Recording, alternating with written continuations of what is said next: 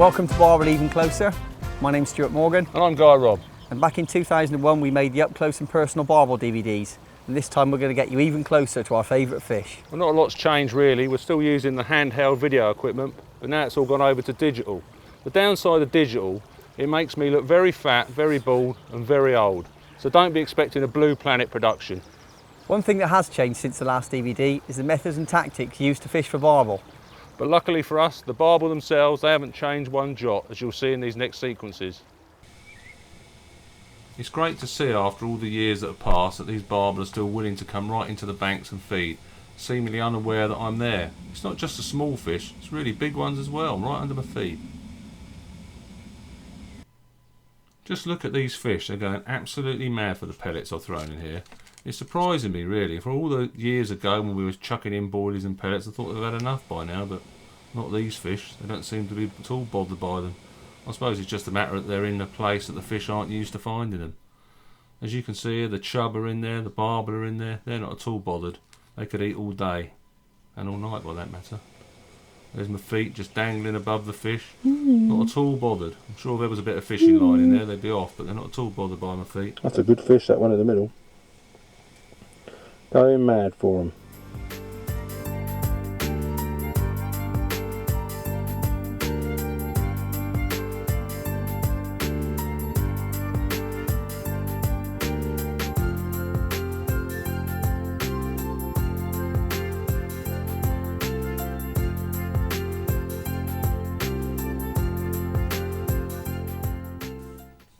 While Stuart was trying to film these fish underwater, I'd gone a bit further upstream and was trying to feed some fish in barely an inch of water at the top of a slope. Here it comes up.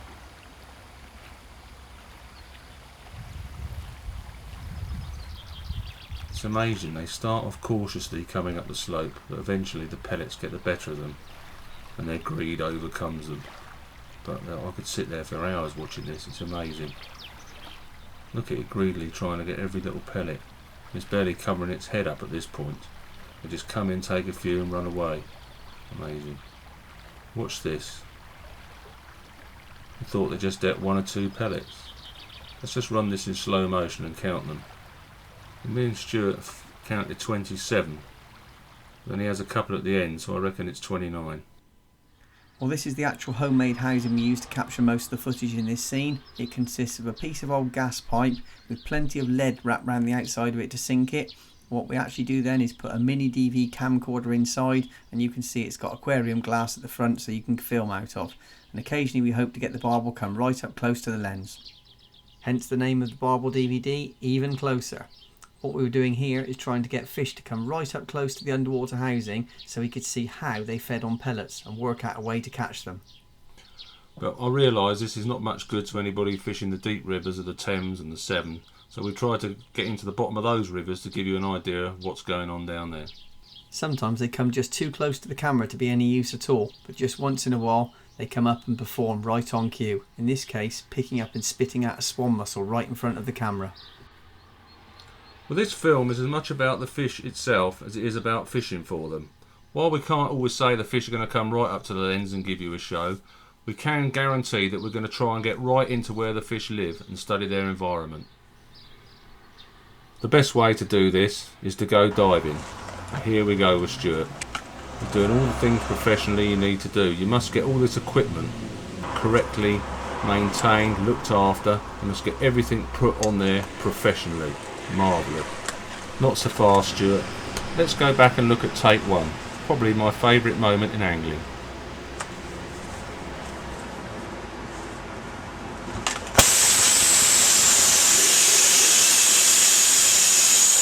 That's great, that's got to stay on. Yeah, thanks for that, Guy. So what has diving shown me when you get below the surface? Well, one thing for sure is you can see a lot more when you're not far down than you actually think you can. You can clearly see trees and certainly anglers if they were there when you're that far under the surface. Go down into the depths here, 10, 15, 20 feet down into the Bristol Avon. Take a look at the view there from the bottom looking up. You can see you're not going to see much in the way of anglers or anything else. That can't be said of the bottom, where the trap light actually reflects off the bottom and actually makes the visibility quite good. In this case I even found some old boilies there that were uneaten. You can clearly see tackle easily, spare feeders, all sorts down there. Quite why there was a cup down there I'll never know. This underwater world can actually be quite pretty in places, although when you dropped into the depths of this famous whirlpool, I don't mind admitting it can be quite spooky. This big snag on the bottom I'm sure has cost many an angler a fish. It's actually a whole tree which is suspended 4 feet off the bottom. And not far away there's pockets of actual empty snail and swan mussel shells just been washed up there by the current. One of the main advantages of being underwater is to see a barbel's eye view of what our fishing tackle looks like. So what's that then? 2 lengths of £40 line? No Guy, what we're looking at on screen now is actually some invisible fluorocarbon. It's not invisible, Stuart. No Guy, but it is less visible, especially when looked at from certain angles. It's the reason that when you get it close to the bottom, it is quite difficult to see, as this next shot will show you. I rate it as a hook length material rather than the main line. So what you're saying then, Stuart, is that my gear on the bottom looks just as bad in 20 foot as it does in 2 foot? Exactly, it can be the case. I could look at rigs underwater all day, but I much prefer to look at barbel spitting out bait in front of you, and what can beat a barbel throwing some gravel out and puffing it out at the camera lens from a few inches away. And some days it just doesn't get any better. I've never seen footage as clear as this. Look at the size of this fish coming in here. It hasn't got a care in the world. Enormous fish. Yeah, it is a bit of a lump, that one, Guy, I must admit. Days like this are difficult to forget because the clarity is rarely this good, and when you can see the fish's reaction to this tubing here in this swim with my rig and bait attached to it, it's quite fascinating, because I'm sure if that was nylon they would have spooked straight out of the swim. And whilst they're a bit jittery for a few minutes there, you get fish of all different sizes come up and think that, okay, I can touch this tubing as it does there, know that something's not right, but you think that will be it, but a few minutes later that fish returns again. It's obviously not that bothered by it because it puts much more pressure on the tubing this time round, and in a few seconds time hopefully you'll see the fish hooked. Just have a look at this fish when it comes in the swim. It clocks the bait almost straight away as soon as it's downstream, moves up and has it unhooked. Followed this one upstream for a few seconds on the underwater camera. One thing that was quite fascinating is when we put that fish back and released it, it swam up into a weed bed a few yards upstream and just came to rest. And I thought fish gave off a warning signal for other fish to let them know that something's up. But I doubt it now, because I've seen this on numerous occasions now, whereas a fish that's been released has gone off down to the riverbed just to sit there quiet for a minute. Look at this fish alongside it, it's still feeding, totally oblivious to the fact that the one next to it's been hooked. It's quite funny to watch.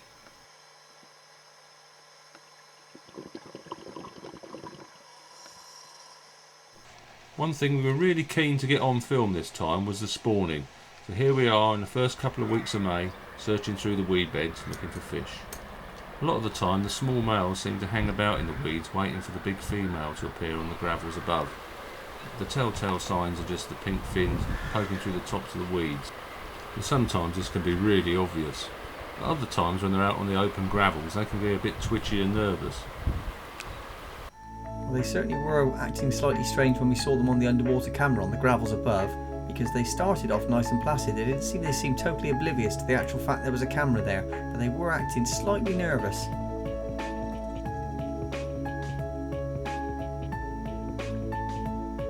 Maybe it was the perch that had arrived on the scene, but I doubt it. Much more likely is the arrival of a large pike. Now I think we've got the culprit of why they were twitchy. He seemed to be fascinated by the red flashing light on the front of the camera, but now was time to move upstream and try and find some more spawning barbel.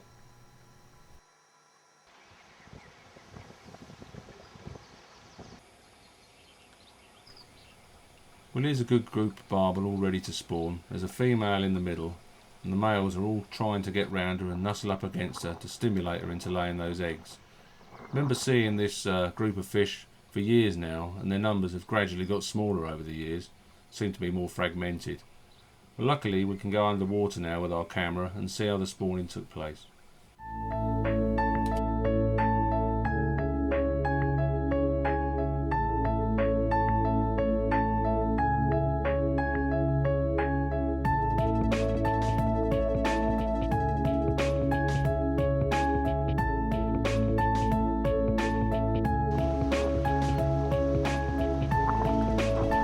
Now the males are getting really excited as the female is ready to lay those eggs.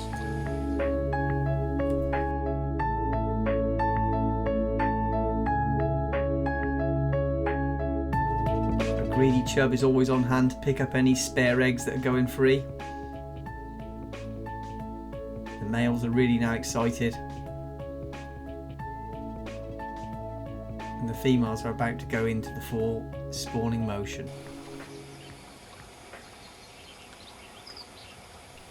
And this is the moment they've been waiting for. Female lifts herself up in the water and rubs herself into the gravel, laying those eggs. Well, that's great to see all those fish spawning, but now let's go on to the first couple of weeks of the season and get on with the fishing. Well, we'd actually planned a day's stalking and we were trying out some new pellets to see if the barbel really liked them, which we actually found out quite thankfully they were.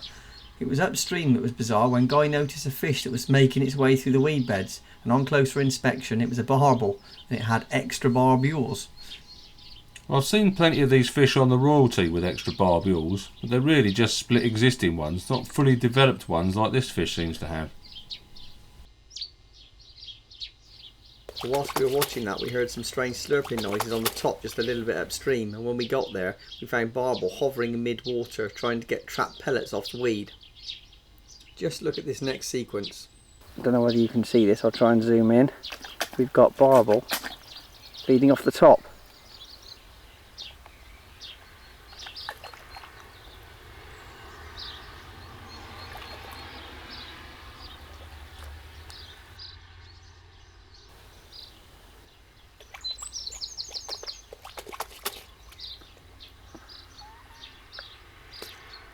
I do believe that's the barbel's head, Guy. I think I've got him. Yep.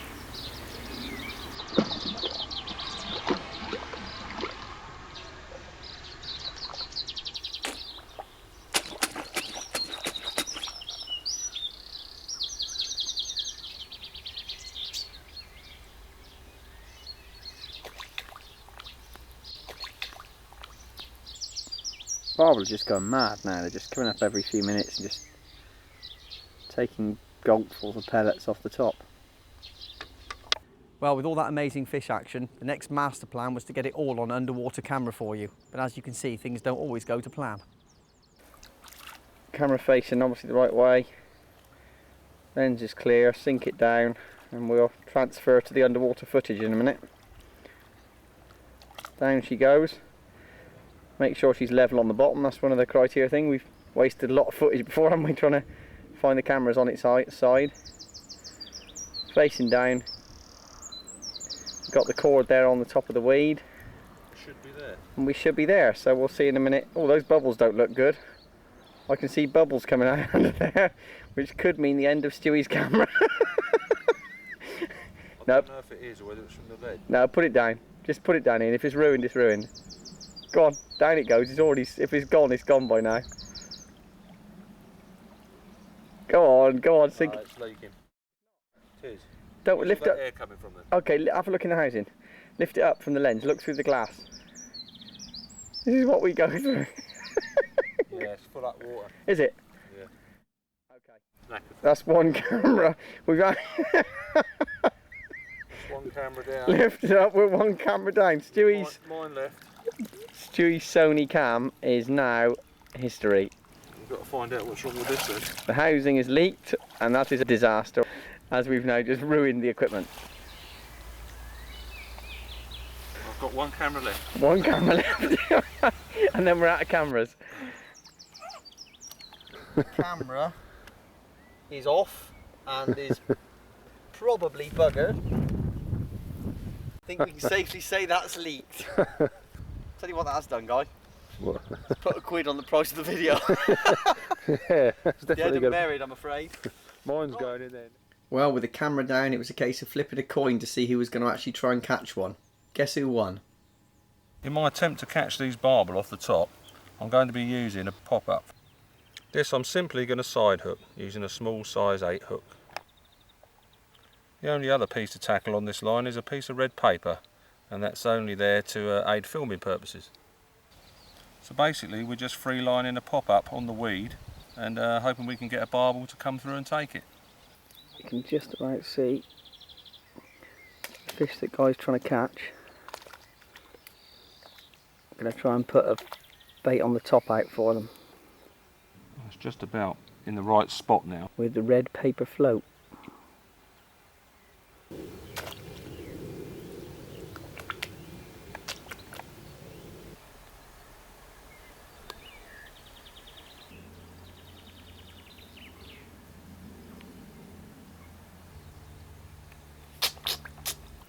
Hang on, leave it there, Guy. Sunk it down a bit as well. I know, I can see it. Hold it. He's right by it. Guy's going to get a take in a minute. Hold it there, Guy, I can see it. He's got it.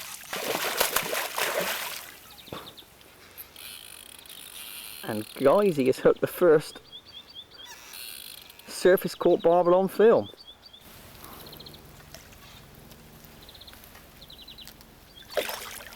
There he is.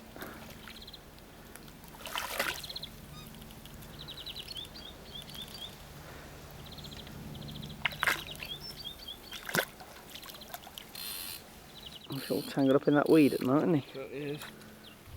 I'll give you a hand a minute, I'll go and get the net. I'll just sign off from the video for a minute and go net it for you.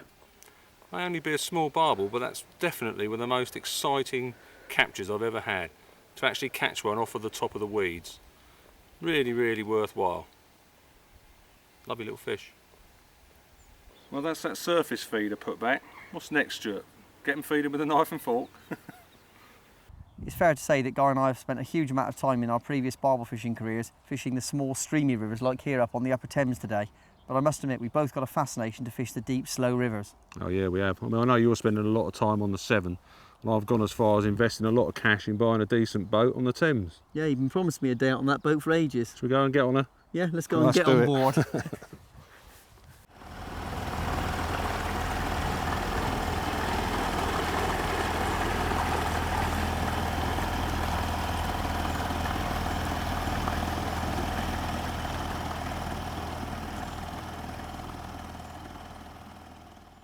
That's a nice one, Guy. Is that one yours? No, mine's further down. Oh, okay. Yeah, this is it here. Wow, nice one, mate. Yeah, I'll just get in. Okay.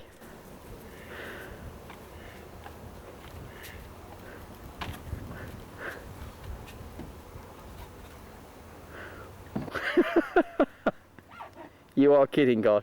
You got your life vest? I thought we were going to fish on the Thames from Guy's yacht, not one of the lifeboats.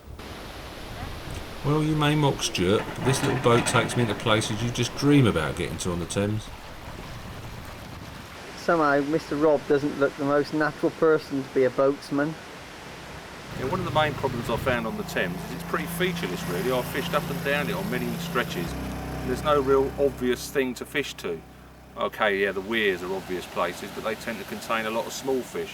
But now, luckily, technology is around that we can actually go and see what's on the bottom of the river. Obviously with these you need the access to a boat, and I've used these bits of kit before, these Echo Sounders on the River Severn before, and I must admit, if you want to cut to the chase and find the swims and the features on the bottom, you can't beat one of these.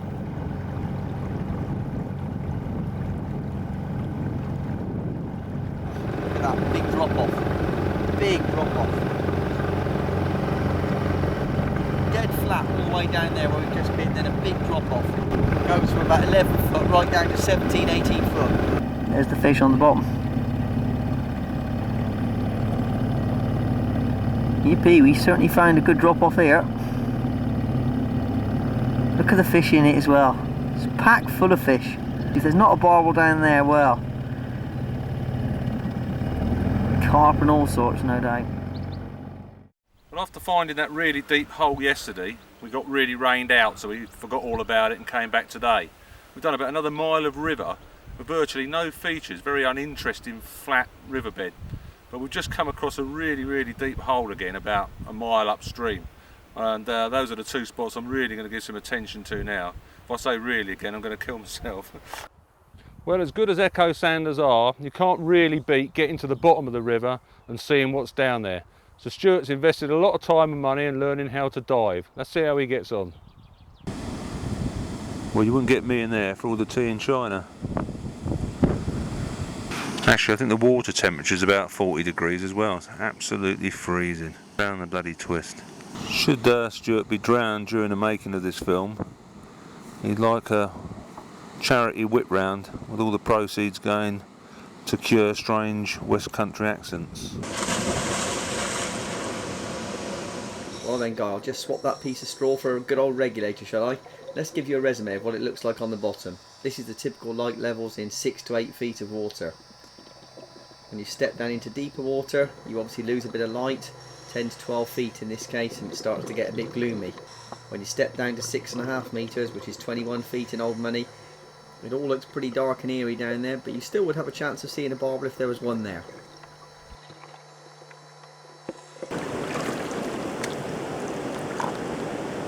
Well, I can tell you something, Guy. It's 41 degrees out there. It feels cold, and there's quite a bit of flow on the surface to the mid-water. I'll tell you what, it was really fascinating. Quite close in, it was just pebbles and rocks. As you move out into the middle of the river, staying well away from the whirlpool, it tends to be bigger rocks, probably 12 inches high off the bottom, and lots and lots of clay, big clay balls on the bottom anyway, which hopefully I did a bit of filming of. And then I got up into close to the whirlpool, maybe about 20-30 feet from the whirlpool, and the bottom completely changed to fine sandy gravel, really fine stuff. But at that point, the toe of the weir really kicked in, completely swiveled me round the other, completely facing the wrong way, and started to drag me back into the whirlpool. And the back toe on there was much more strong than I thought it was. It's too dangerous, mate, to carry on and go any closer to the weir because that undercurrent was really powerful. Gonna have to call it a day and do some downstream. When I first came to the River Thames, I was advised that most people on it seemed to fish in the margins. But looking at the state of the margins up here on the Upper Thames, they're just all full of leaves and rocks and boulders and everything. They're not the ideal environment, but take a look at this. This is a golden gravel strip that goes right down the middle of the Thames. It's only about 10 foot wide, but it's golden gravel. So now most of my fishing's done in the middle. The interesting thing is, look at these big baits. These are 30 millers down that channel. There's hardly any flow on the surface, but on the bottom they just seem to roll and roll and roll forever. They've become almost weightless. They only seem to really stop when they come out of the flow or wash into a little rut in the bottom. Even the pellets, they just seem to all wash up into one place, usually up against a boulder or something, just on the edge of the flow.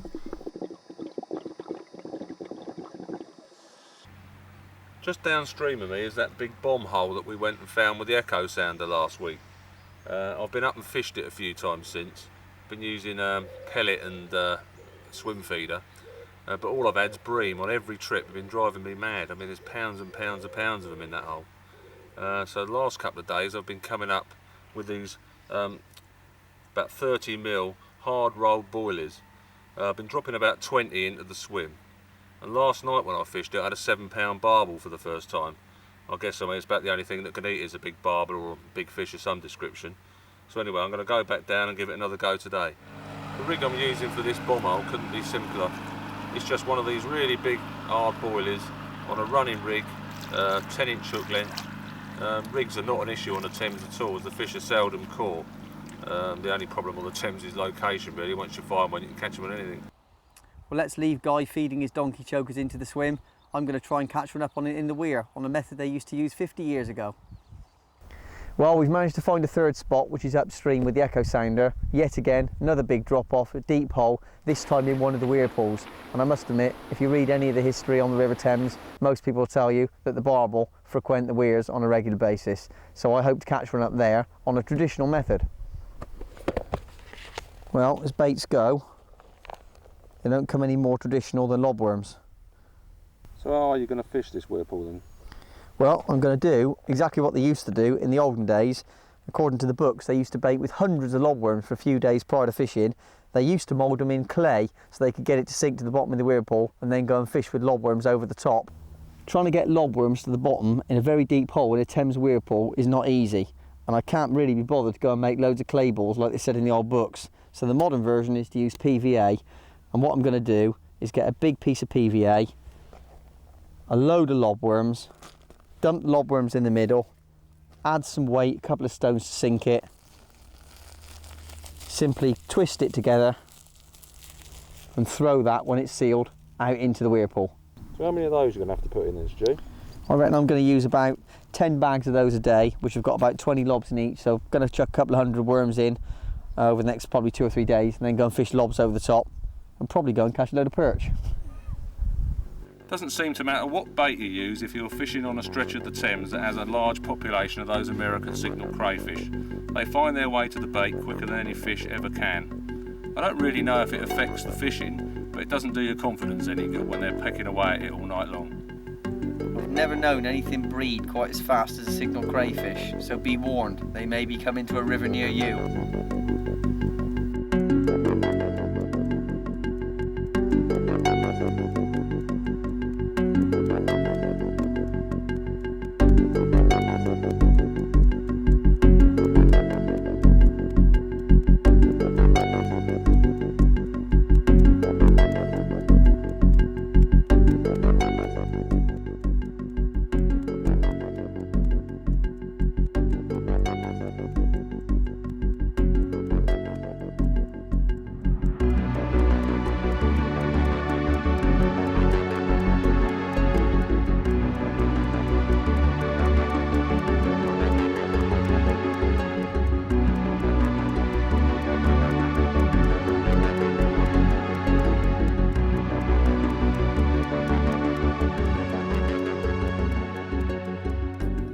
That's a baby.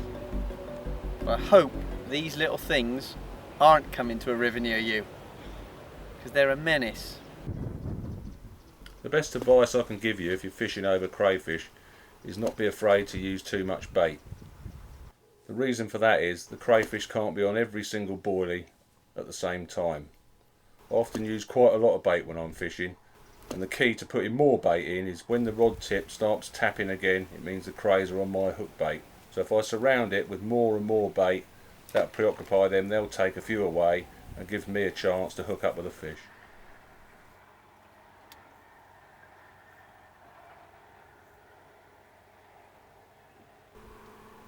Well, for a change, I was reasonably confident of catching a fish today on the Thames. We've been coming down for weeks on end now, putting bait in, and a week ago we started putting the underwater housing in to see if anything had come over the baiting, but nothing but bream and carp.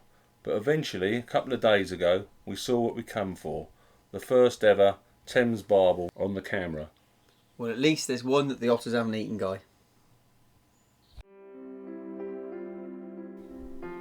Well, actually, the fish was just sitting on the shallows at the back of the deep hole.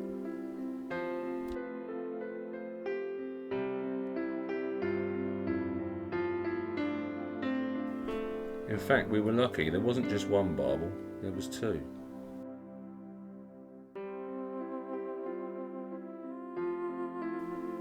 Well, those fish were filmed a couple of days ago, and they could easily have moved up into the weir now where Stuart's fishing.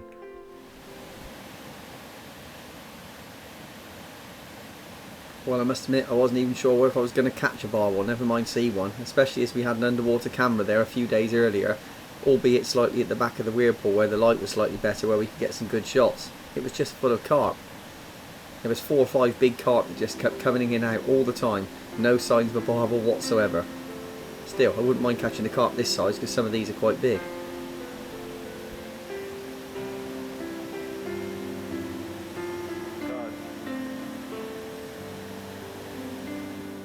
And just like barbel, they don't seem to be too shy of the camera. I've seen quite a few carp now while I've been underwater, and I must admit they feed very similar to barbel. They feed close to the riverbed, which is unlike how they often feed in lakes. Well, the actual method I'm going to try and catch a barbel from that weir pool is trundled lobworm, which is simply just fishing 1 or 2 lobworms on a really straightforward rig on a size 6 hook. Hook length of about 12 inches and a light lead, say 3/8 of an ounce bomb or 1/4 ounce, just to get the worms to the bottom in that deep water. Here I'm using braided mainline. It's one of the few occasions I use it because it does offer a sensitivity in deep water when fishing with light leads. To get the best out of this method, it's just a case of covering as much water as you can, casting out at varying places in the weir pool, paying out line and making sure that lead sits on the bottom. The lead will trundle around the weir pool, bouncing around over the gravel and the rocks. Hopefully it won't get too snagged and a barbel may find it. Don't be too disheartened if you have to keep repeating this time and time again, because you need to cover a lot of water with this method, You've just got to have faith that if a barbel's going to be close by, it's going to pick up on those worms, and the chances are you're going to get a take. Be prepared for the bite when it happens, because it can come fairly out of the blue.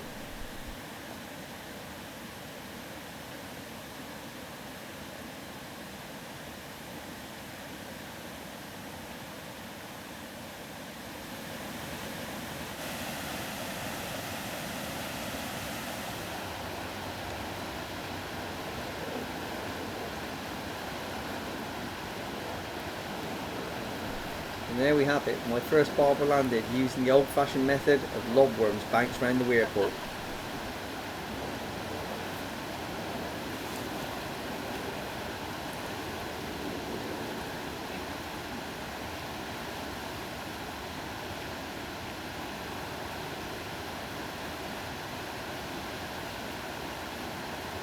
Oh. Bit of Thames Gold, Stuart. It's lovely. We'll have to leave it there, Mr. Swans. Guy's just buzzed me to say he's actually got a barbel upstream.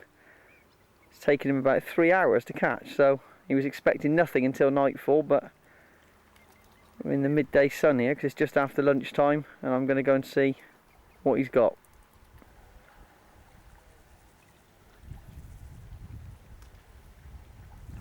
That does look a big fish, I must admit. Go careful when you come in close, mine. Turn it off there. Well, there she is. Big fish. We haven't weighed her yet, so we're just going to get her out on the mat and then put her on the scales and see what she weighs. That is a big one, mate. That's a lump. That is a big fish, isn't it? I reckon it's bigger than you think, Guy. I reckon it's a big 12 at least. What's it gone? 13 pounds, 2 ounces. Oh, has it? That's my PB for the Thames. Beauty. Excellent. Brilliant, that's what we came for. That is definitely worth it. Brilliant. You might want to turn around, Guy, that's not the most flattering angle for you, mate. Just shows those big baits work, you see. From the top, a real broad fish. Yeah, it's quite wide, isn't it, across the back. That's where the weight is across the shoulders on that one, isn't it? There he goes. You'll probably never get another Thames one that size. Well, they're in here. Well done, Guy. Well, Stuart thinks that's the biggest one I'll ever catch from the Thames. Well, I'm not so sure about that. But one thing's for sure, if you want to talk about bait, there's nobody better to talk to than John Baker. Here's an interview Stuart did with him. Milk protein and when to use it. Well, John, the topic of milk proteins, just about on every barbel angler's lips at the moment. What I want to know is it any good, and is it actually worth the money? Well, Stuart, you've asked me a couple of very important questions there, almost controversial questions. But let me say, are milk proteins any good for barbel fishing? Yes, they certainly are. In fact, this is what all the fuss is about. This little product here, the main protein derived from milk, full of natural amino acids, full of natural attraction, and we still don't know why, but barbels seem to love it when it's included in a bait. Whether it's worth the money or not, when a product like this, together with other ingredients, are placed in a bait and made into a paste or a boilie, is a matter for debate. You might be surprised to know that I actually don't think you need to spend the sort of money that you would have to pay for this kind of bait to be made. You're including a number of different very expensive ingredients, and the argument is, do you need to? So the second answer to your question, is it worth it? It's only worth it for those who are prepared to pay. And if that payment means that your confidence is sky high because you're using the best that's available, and you know that the barbel like it, then the answer is yes, it is worth it.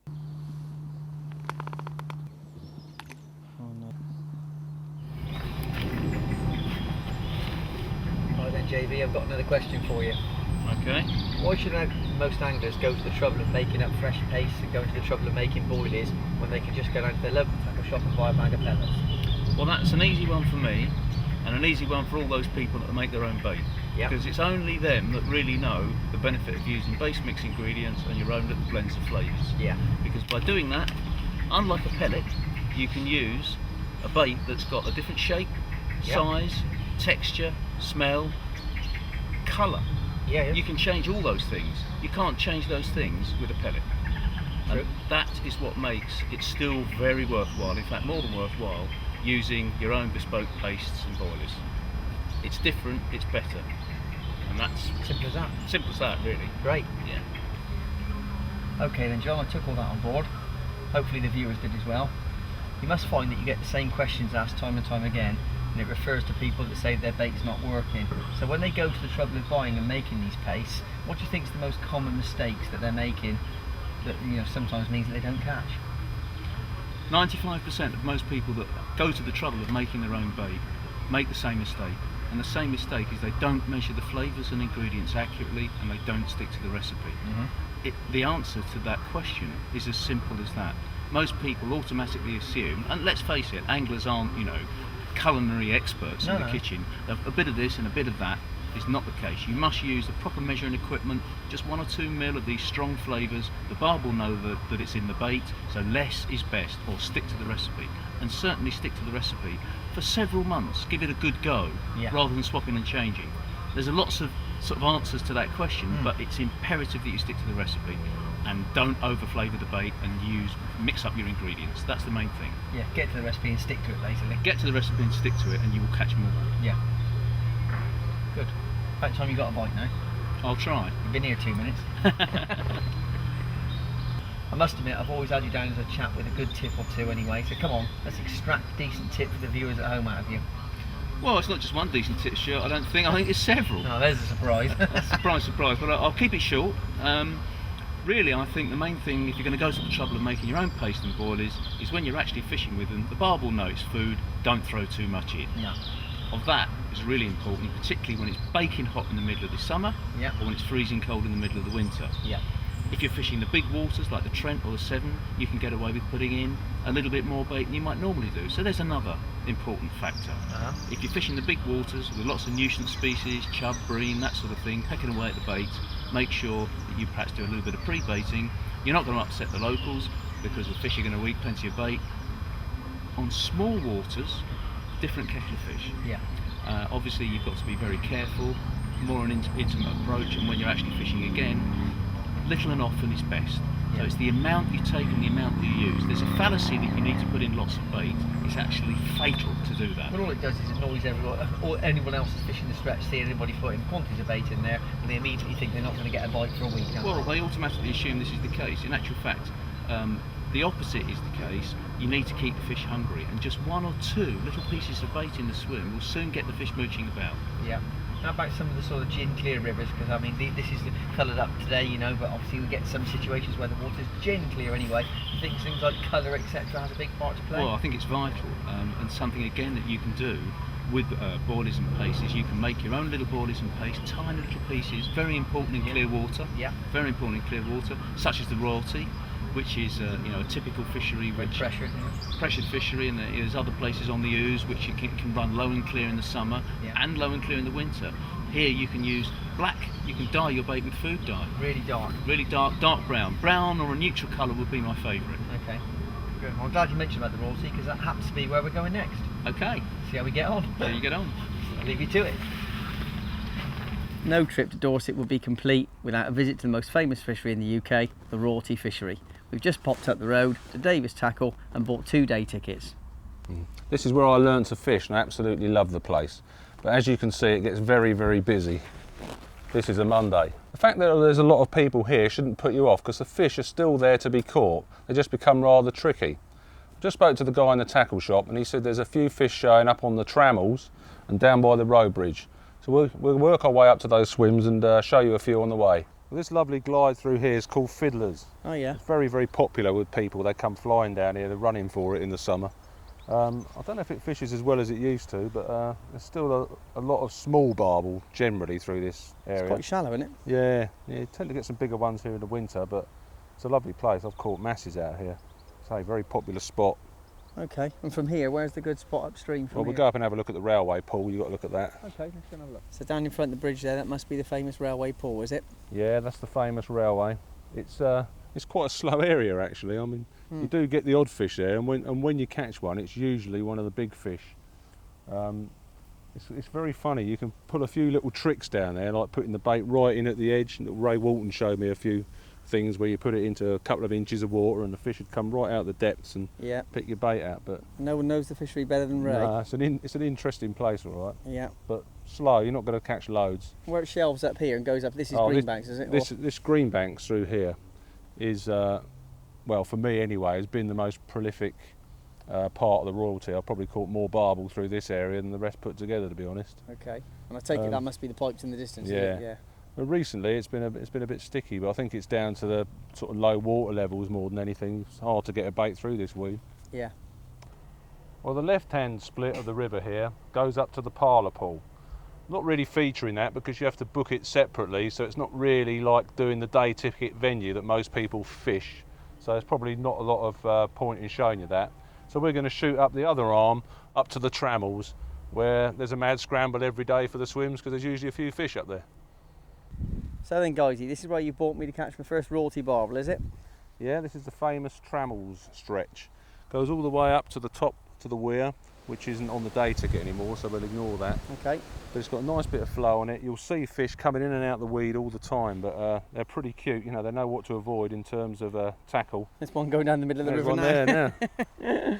Fair Yeah, so they swim around here all day. There's another one going in behind it. Yeah, it's two there, look. They sort of know each bit of that gravel, and they know if anything doesn't look right, they tend to ignore it. They'll eat all the freebies all day long, but as soon as you put a cast of lead out there, they'll ignore it. So it might be a few swervy tactics needed. Yeah, definitely. You've got to fish in the weed, you know, so they can't see the bait, and so they can see the bait, but not the terminal tackle so much. Okay, well I've seen a spot a bit further upstream by that tree that I fancy. There's one or two fish moving around there, so give it a go, shall we? Well, you never know your luck. All right. Let's go. The swim I've chosen today is on the Trammels. It contains quite a lot of fish in this weather because there's a bit more flow here, and I think it tends to hang about for the oxygen. But the swim that I'm in has got a really big open patch in the middle. Now, everybody you see fishing this swim will cast into that open patch, and the fish get very, you know, edgy around the bait there, so they don't settle, and you're not very likely to pick your hook bait up. So that's why I'm going to try and put it into the weed that's just on the other side of this gravel. They seem to come right underneath that without any problem. They're much more confident in there. But if I can get that looking right in that font of weed over there, they'll go straight in there and presume it's okay. Well, we had a good idea there was a lot of barbel in that snag on the far bank, so we waded out and placed the underwater camera in there, and they were all grouped up like sardines. Well, I'm just going to wade out there now and pop my rig into that weed. I'm going to take a couple of mushed up balls of pellet, drop that in there, then that's going to be it. I'm going to leave it, no more bait, no more casts, and it's just really a waiting game till they settle down and come in. And the minute you start mucking around too much in this swim, they'll just be scared and they shoot off and they never come back. Well, this was the first time we've ever filmed on the royalty, and it didn't take those old sardines long to start rolling around anyway. They got really excited at the back of the snag as soon as those pellets went in and that mush started to break down. This is some of the clearest water we've ever had the luxury of filming in.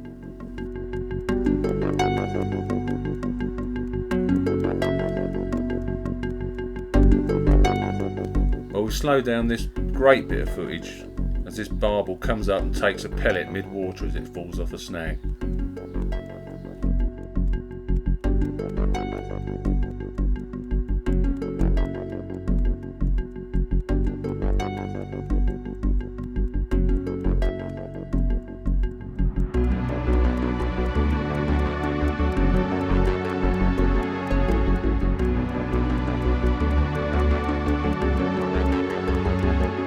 Fish are starting to root in and out of every little pebble now, and they're really starting to compete with each other to find the bait.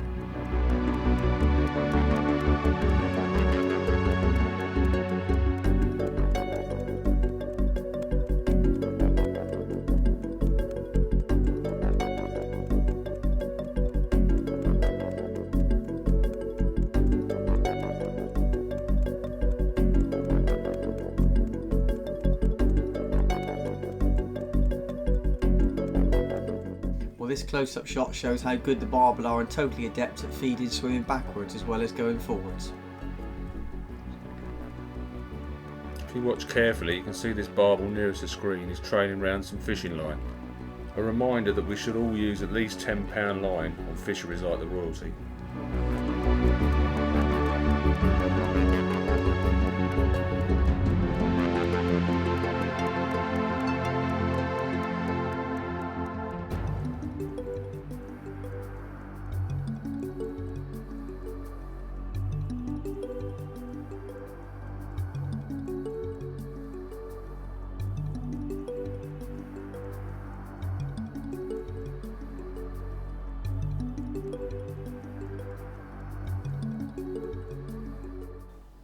What marvellous feeding machines barbel are. They puff the silt out the gills, stones out the mouth and swallow the pellets.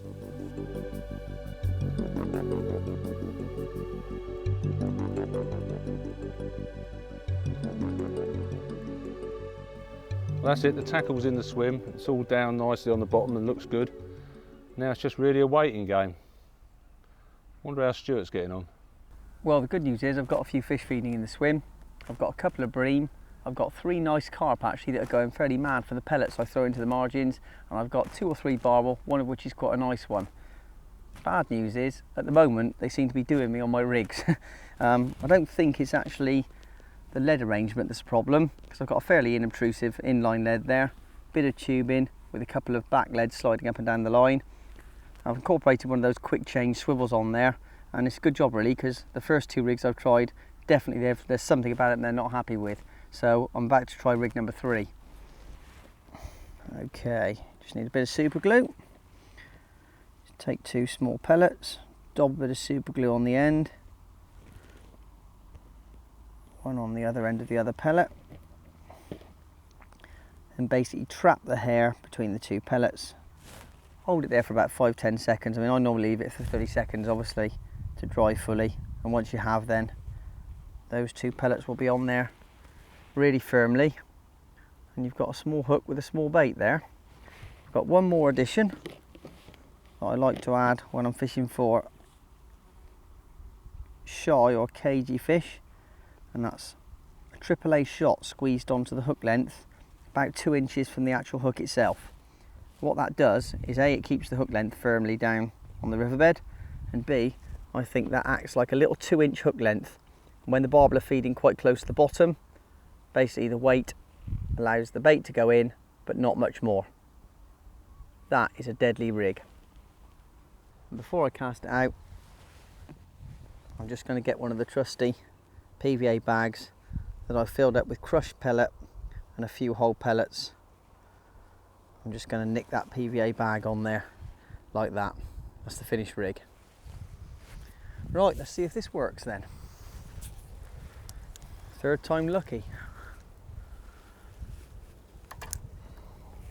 They are just over the top of these grasses.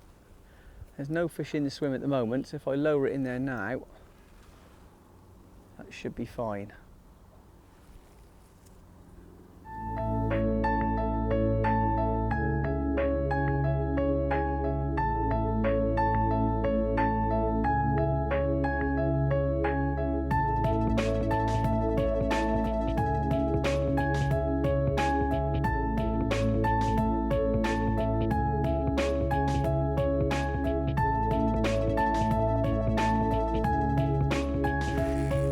Yes, just took that little bit of bait in there, just weed it up. Just going to try and get to her from downstream in it.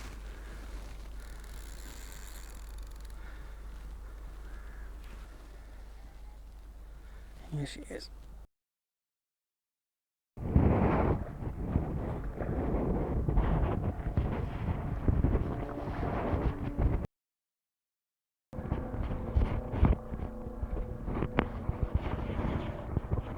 Yes, first Royalty barbel guy. There we go, lovely golden brown.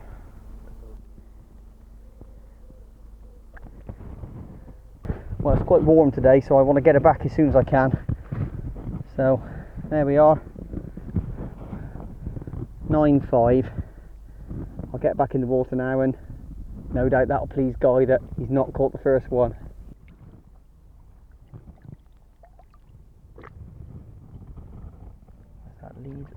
microphone lead caught around the fish.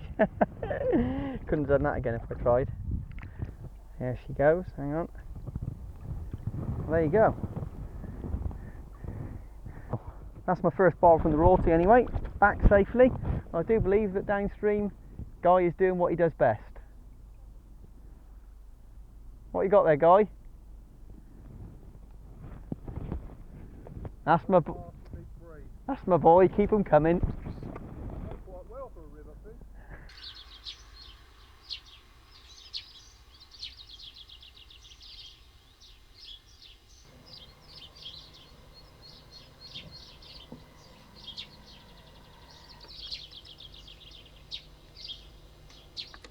Well, I've been stood in the middle of the river for about half an hour, caught a couple of bream, and I've just whacked into this big barbel and it's going like a house on fire.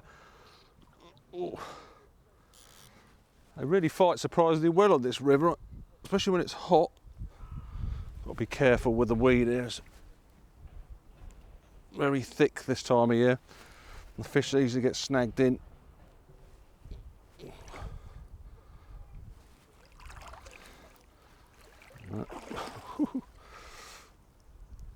Careful.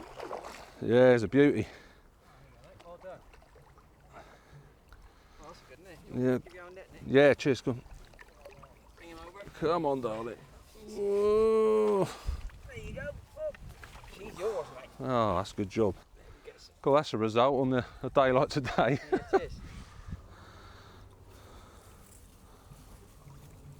Oh, it's a lovely long fish. Don't look at the length of it.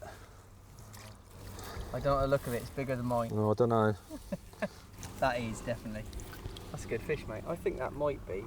You think so? Yeah, I think that's a big 9, I reckon, anyway. Maybe a double. Looks kind of lean. Yeah, it is. I mean, it's summer though, isn't it? So. Yeah.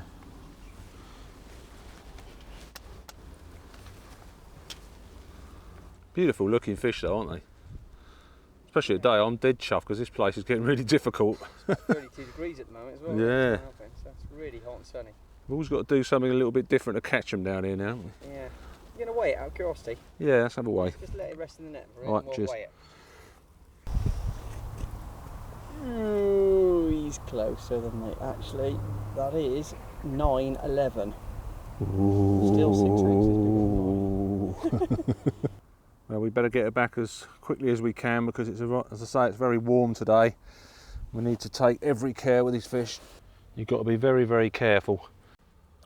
Woo! And don't let them kick away until you're really sure that they're ready to go. Well, the weather couldn't be any hotter. I think it's in the 30s today and it's absolutely baking.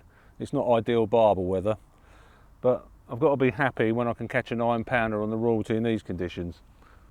A lot of anglers come to the royalty because it's sort of the holy grail for barbel anglers really, and they presume that they're just going to turn up here and there's barbel in every swim. It's not really like that. It's quite swimmy. The fish are there to be caught, but they're very, very cute now due to pressure. So in these really clear conditions, the last thing you need to do is just plosh a bait out in the middle of the river where everybody else does. You're going to have to think a little bit different.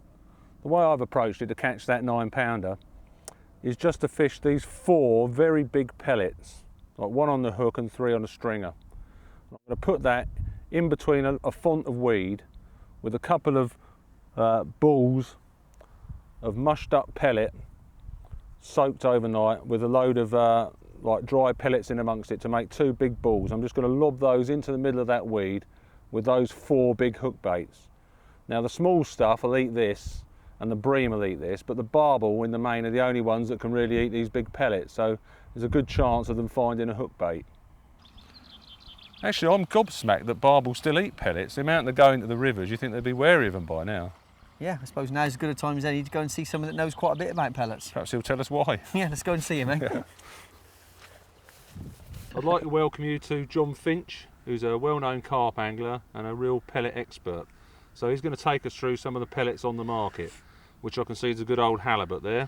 Yeah, the halibut's used quite a lot in barbel fishing. I'm quite amazed actually at how many barbel anglers, just use that pellet and don't sort of sway away to anything else. Oh, yeah. I suppose that you can get them in various sizes, and with the pre-drilled hook baits, you've got everything there for a session. Good for the lazy angler. Yeah. What's the downside of a halibut pellet? They're quite high in oil, so they don't break down that easily, and possibly, you know, the fish do find them hard to digest as well. Well, everybody else uses them as well. Yeah, you're not really going to get an edge over anyone else. I know that venues have been almost shut down with those, haven't they, where people have put too many in and they Yeah. just Yeah. basically take a long time for fish to digest, and then that doesn't do So anybody have any you, favours. have you got something that would help the fishery and the fish Yeah, similar? I've sourced another pellet. That's a biofeed pellet, Yeah. which is very similar to the halibut, but we use a different marine oil. Okay. That helps it obviously break down a lot quicker, which is great for short session fishing. And they've got a slightly different smell as well. They're probably quite good, like I said, you know, if you want a big leak off in a short period Yeah. of time, these break down So a you lot would use quicker. that maybe with a halibut? Yeah, I on mean, the you could hook use bait? that as a feed and then a halibut over the top, no problem at all. Okay. Just Yeah, to make it a Not little bit different. problems, Yeah, these here are my particular favourites. I know Oh, what they're they are. brilliant, aren't they? They're grubbers, aren't they? Yeah. I mean, I've used these obviously for over a year now, and of all the pellets that I've ever used for barbel, they're the best ones I've used so far. Oh, they go mad for them, don't they? What's different about? Why do they go so mad for them? Just the makeup is just far superior to, you know, those two pellets at least. You know, Yeah. you got this organic fish meal to start I with. mean, they even smell different, don't they? So, Yeah, they've got total different smell. Yeah. What else is in them? You've got crustacean meal, shrimp shell, and shrimp meal. Yeah. So you've got quite a lot of goodies in And there that's for a organic, pellet. isn't it? That's It's like an organic, yeah. pellet, okay. I can see you do some liquid with it here as well. What's all that about? The liquid is actually used, you know, in the makeup of the pellets. Okay. So what, that's an you oil. glug that in the winter or You something? could, yeah, to you give it a could. bit of an extra? That's an all-year oil. That is. Oh, right. Okay, fair enough. And I see you've got a couple of boilies there anyway. What's that about? Is it just the same flavour? Or is Firstly, we did the hook baits, just the cylinder hook baits. Yeah. And now we've done a boilie in it as well. Okay. Yeah. That's probably one of the first boilies that's actually got the mini pellets inside the boilie. Oh, what's Oh, actually so inside actually there? when Let's you have a break look. it Let's have a inside, little it's- look at that. We'll have a look at it on the camera in a minute. Yeah, fair enough. So that actually contains the pellet inside, does Oh, it? yeah. Okay. Yeah. it's No problem. I notice these bags here, we've got a bucket and a bag here. This pretty much looks like it contains a bit of everything. Yeah, that's pretty much my complete combo. That's pretty much every pellet that I do. Yeah, Just offers something a little bit different again. yeah, You've got different breakdown times in there, and obviously the barb will find it difficult if you've got a hook bait on top. yeah. They can't pick out the hook bait. No, they don't Stops get the old preoccupied. preoccupation. Yeah. Yeah, it's Yeah, good. every time. Yeah.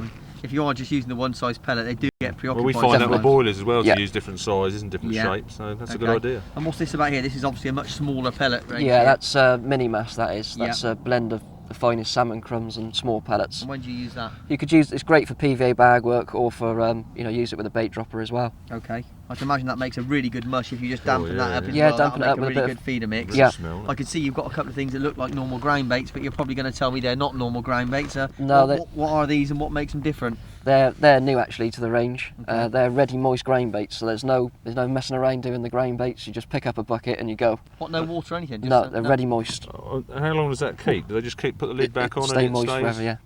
Okay, It's incredible, isn't it? It's good. that's really good. They've got a distinctive smell about those. Yeah. What's the, obviously there's obviously a difference. What's this, meat and fish? Yeah, we've got a fish meal one, which Yeah. actually got some of the grubber pellets in, Okay. and then a meaty one. Right, okay. But great for short sessions. If you're going for a couple of hours. And there's no need to add any additives or anything to them because they've got lots obviously of you could flavour do, in. Yeah, you could do if you wanted to, but it's got everything in there that you Yeah. need. Okay. These bottles here, I can see they're wonderful colours, and I smelt some earlier on, and they really do quite pongy, aren't they? So are they kind of all PVA friendly? Yeah, they're all What's the idea PVA of these? friendly and water soluble as well, so you can't overload them, which is a great thing. Okay. So you can put as much in as you want. They break down. You're getting a great leak off them all the time. Yeah. So you can add them to anything in this Yeah. range really and just makes your own bait individual, doesn't Yeah. it? Yeah. Fair enough. Well, I think that when it comes down to pellet anyway, that's a good selection there anyway. And for any barbel anglers thinking of just taking their pellet fishing to the next stage, instead of just going out for the halibut pellet straight out the packet, maybe give John a ring, pick up some different pellets, give it a go. It certainly worked for us. Yeah. Website address is on the end of the video, so give it Yeah. a look. No problem. Let's get back to the river. Well, I had two fish in the swim there, Guy. I had a big barbel, I reckon 13.5 plus, a real big barbel, and it was right close to my bait. And just it was going to pick it up, a greedy common carp came in that looks quite a decent one, and grabbed the bait and just hooked itself. And it is pulling reasonably hard. Oh dear. Come on, Mr. Carp. I tell you, that was great fun. That was real. I saw it take the bait, took the bait and charged off into that weed bed. If you could just get the net, can you get? Because I'll bring her over. Is she in? Job done. Excellent. Oh, well, it's a carp. Lum, bum, bum, bum.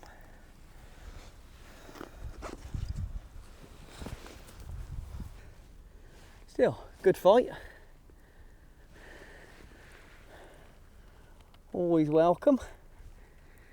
I have to say, you beat a 13.5 pound plus barbel, if I was to guess, by about 2 inches from picking up my bait.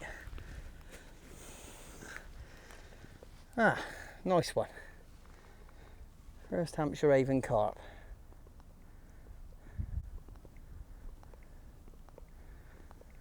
God, it's hot, mate. Well, it's a 10, 11, 12, 13, 14. What are you going to give me for that? 15, 4 is that? Can't quite see it, mine. Got to turn it around. 15.5.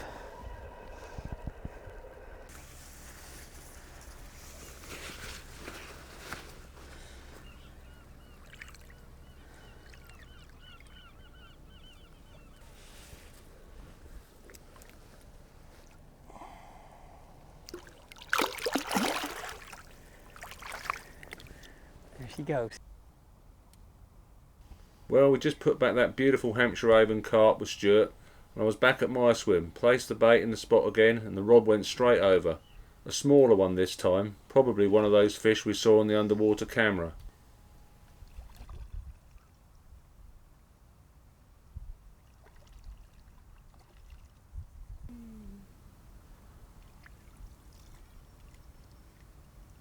Lovely. Well, that's a result, number 2, which I think today is pretty good. I didn't think we'd get any once the old sun got up this afternoon, but I stood up for it. Pretty little thing. Things went a bit quiet after I caught that fish, so I waded out again, and this time I used a PVA bag with some more pellets in to try and get them going again. It didn't take long.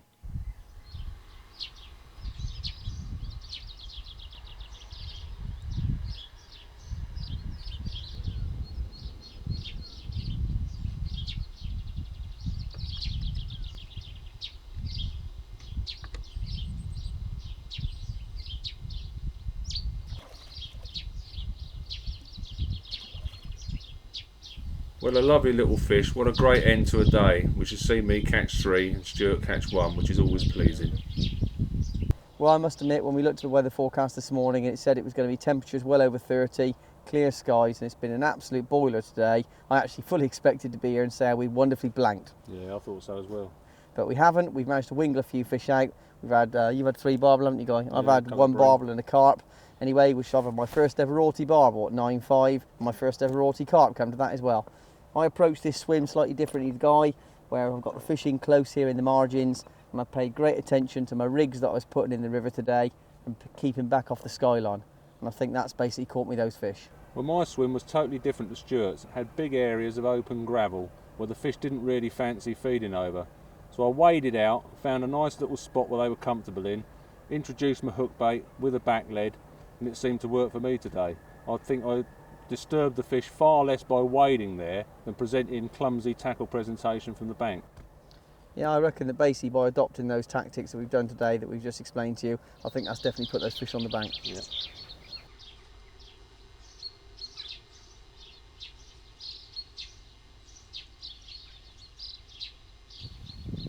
Well, I didn't really get a chance to show you my rig on the day as it was boiling hot and the cameraman had died from heat exhaustion. So now I've got a few minutes, I'll run through it with you. All I used was a massive big pellet to a size 10 hook, which is attached to one of these stone leads. Now, I'm using this stone lead because I started off with a normal lead and the barbel wouldn't come anywhere near it, even though it was covered. So I used this stone lead and I've covered all my swivels with rubber and that to stop any glare off the swivels, and this seemed to do the trick. And up the line, about 3 foot, I've got a back lead to hold it down in the flow so they can't see the line either. That seemed to be the ingredient that was missing. The barbel came up readily and ate it. Now, this stone lead that I'm using almost matched identically the gravel on the bottom, and I think that made a big difference on the day. But this isn't my favourite way of fishing. My favourite way of fishing is to roll meat, and my favourite place to do that is the River Wye.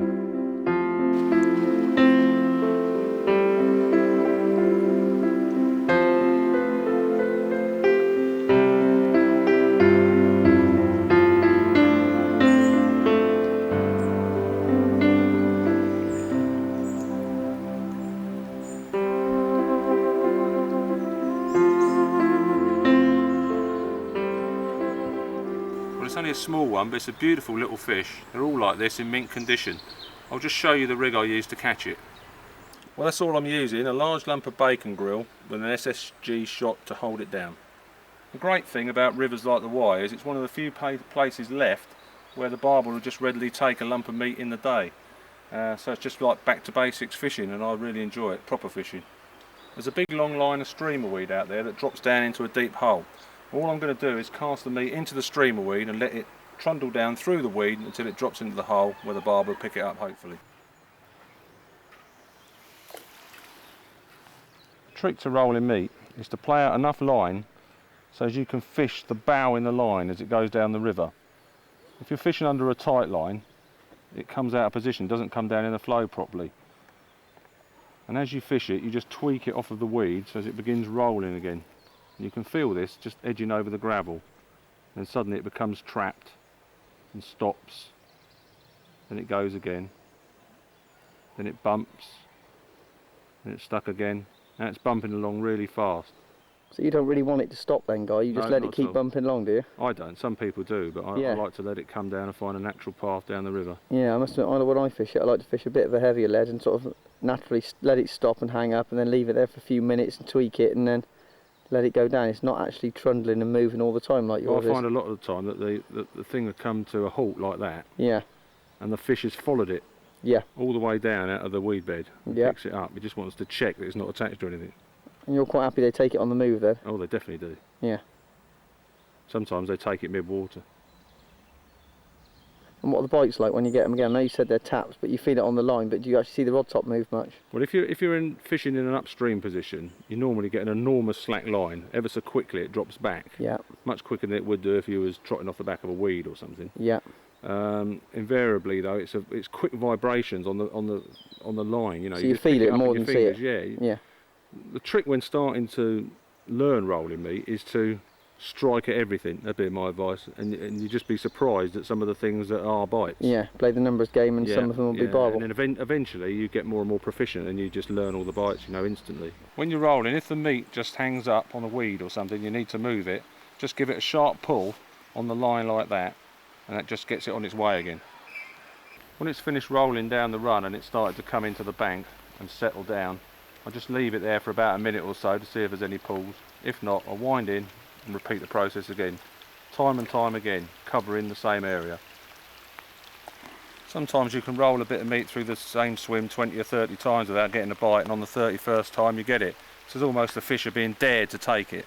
It's a really exciting form of fishing. When rolling meat and you're holding the rod all day, you need to find the balance of the rod between the reel and the tip so it's not pulling down on you all day. Also, just hold the line loosely and you can feel any little pluck as the fish picks it up. Summer and it's raining again, but in surroundings like this I could do this all day.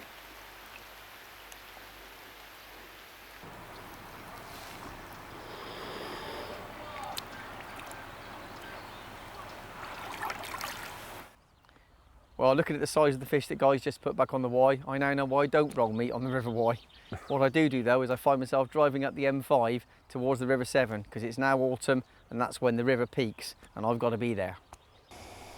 Well, any of you guys that fish the River Severn will recognise these type of rocks. They're all up and down the Severn, they hold the banking in.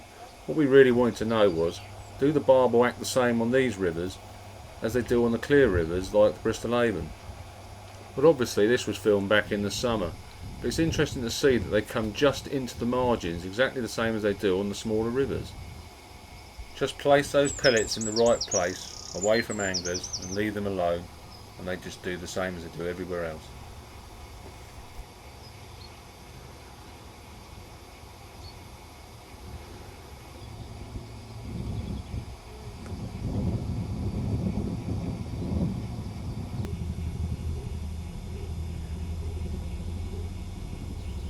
Fascinating footage, I hope you agree, but rocks aren't the only feature you need to find on the Severn.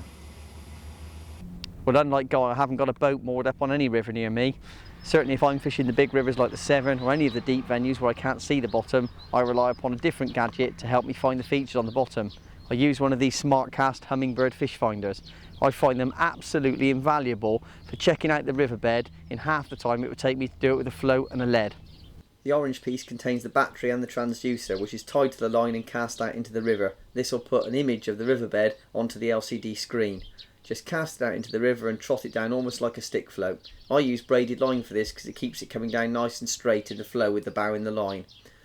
Suggest you just cast in an upstream motion to the far bank, middle and near bank, paying out line and keeping a nice big bow in the line. What you are hoping to see when you're actually trotting the float down the river is an actual decent feature like a drop off or a snag, and that will easily show up on these kind of devices. It even tells you the type of makeup of the riverbed. The flatter and harder the riverbed, the more smooth the image on the echo sounder. Taking time out to find the features like this on any of the big rivers will pay you handsomely, especially in the winter, because these features come into their own at that time of year. Let's go back onto the River Severn now and look at a different aspect of this great river.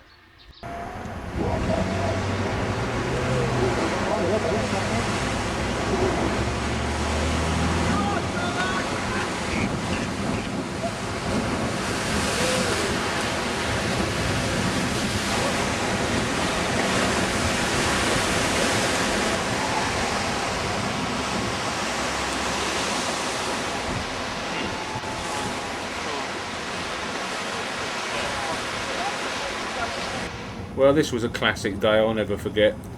We've driven all the way up to the River Severn because Einstein here decided that we should capture the River Severn boar on film from an angler's perspective. Bearing in mind that this has the second biggest tidal range in the world and that he's connecting this to the riverbank with a couple of twigs, I think that the outcome would be frighteningly obvious.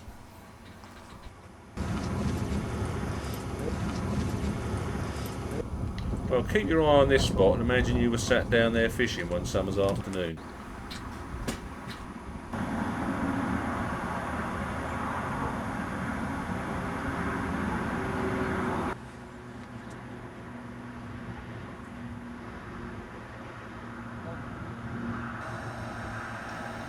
Well, there's another pound on the DVD.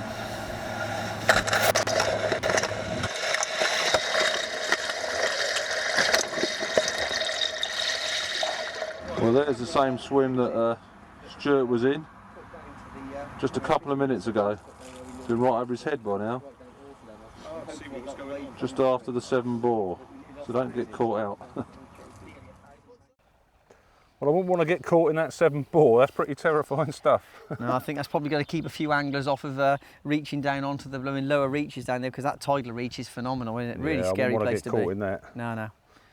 I bet we better get on to show them a few things about the fishing on the Severn now. Yeah, well, I think if, like I said, before we get onto the fishing, we ought to perhaps talk about the bait, because I think if there's one river that's going to respond to one particular style of fishing, it's going to be the Severn, because they like boilies so much. Well, they love boilies on there. That's definitely the bait. I mean, everything we've tried on them in the past, anyway, nothing comes close to a decent boilie fed in a reasonable quantity, because there's so many fish on there. So I know you popped down to the unit to have a chat with Glyn earlier on, so let's go off and see now what Glyn puts into his baits to try and make them so good. Okay. Ooh, these look nice.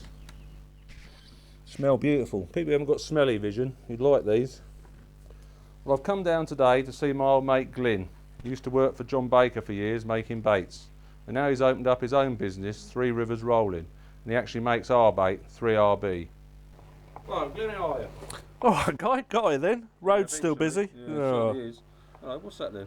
Well, this is something I've been making for Stuart for a while. Obviously, he's not told you by your surprise. Kept that quiet. Yeah, he does. Basically, it's based on the old Spectrum we used to make with John Baker's. Yeah. And then I've added a few little extra amino compounds and a bit of base mix. And you see it ends up like a real sort of gloopy soup. Yeah, what's the idea of that then? Well, the idea is we take a PVA bag, fill it up with the liquid, and then lower it down attached to the hook. So you've just got all this smell with no food. Oh, so all that smell's flying off down the flow, and the barbel comes zooming up to eat something, and there's nothing there except the hook bait. That's it. Oh, no wonder he's kept that quiet. And as you can see, it's very PVA friendly. There you go then, Guy. Look at that. Well, that looks brilliant. Now, obviously, It's starting to melt now, isn't it? yeah, that'll slowly break down. Obviously, you can thicken it up a bit. You can make it a bit thinner, whatever you fancy doing. Particularly good in winter. There she goes, look. When you don't want to put any real food out, just a big signal. Imagine the smell coming off that. Oh, huge. By the time the barbel finds your hook bait, it's going to be ravenous. Yeah, brilliant. And I know for a fact that's what Stuart was doing last winter. I bet he won't be doing it next winter when it comes out on video. Everybody else will be doing it. Yeah, the secret will be out now. That was really interesting stuff, the PVA bag. It's a good dodge. Yeah, but what we're here today to find out is how to get the most out of a boilie. Mm-hmm. Those that want to make their own bait still, I know you supply them rolled, but what's the secrets behind making a perfect rolled bait? Well, for me, it's perhaps a bit obvious, but one of the most important things, and people still try and save money, is a simple thing about the eggs. Get the best you can buy, nice and fresh. There's lots of supermarkets. I mean, these are 15 for £1. Date stamped, so you know they're fresh, human food grade, quality eggs. Very, very important. Right, the second most important thing is ingredients. I spend a small fortune on buying really good quality fish meals. Is that bait maker speak costing more than 10p? Is it? It is a bit more than 10p, but it's really good quality. Well, it does smell nice. You can see nice and clean, Yeah. no lumps of fish head or bits of fin in there. High in protein, the fish can get the maximum they can out of it. We don't have any of that in our bait, do we? No, you have something similar, but it's a meat derivative, Oh yeah. a meat meal. Again, All like meat. really clean. Oh, that smells beautiful. Oh yeah, I like that. Where's that come from then? Oh, I'd have to kill you if I told you that. It might be worth it. I'll have a bag of that in.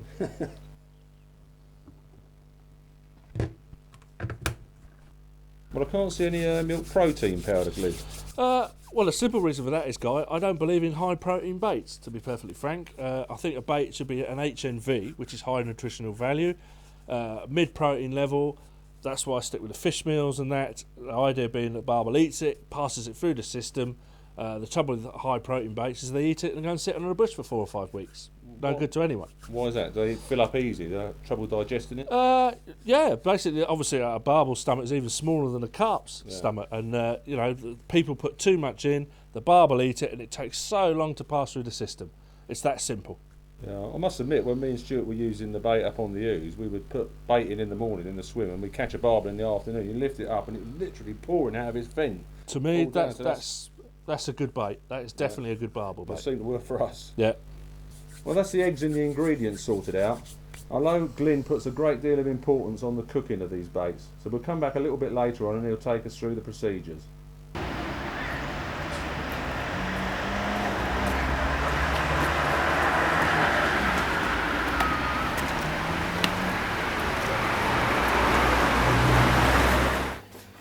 Morning, Ellen. How you doing? All right, thank you. Yeah. I've got a couple of day tickets, please, my love, for the Worcester Club. Right. What's the name, please? It's Mr. S. Morgan Thank you. and Mr. Guy Robb. And it's for today, please. Thank you very much. Thanks. Cheers. Ticket sorted. Have a good day. Anyway. See you again. Yeah. Thanks very much. Thank you then.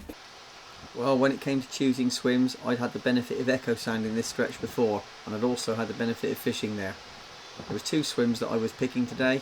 One of them was a nice glide, 12-13 foot deep with a smooth sandy bottom. The other one was about 12 feet deep, but full of twigs and leaves anyway. So that was a swim that I thought Guy should fish today.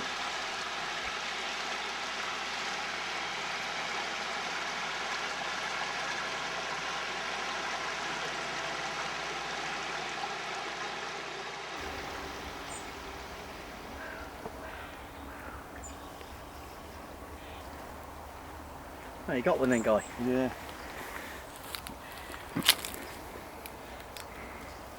Oh, I thought I'd put you in this duff swim as well. Yeah, I managed to get it through all the twigs and leaves off the bottom. Yeah.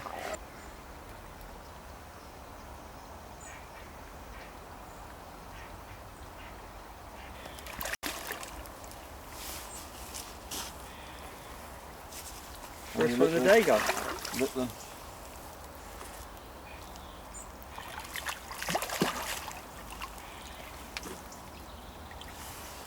Well, as you can see, Stuart's put me in the big fish swim again, but they fight well enough.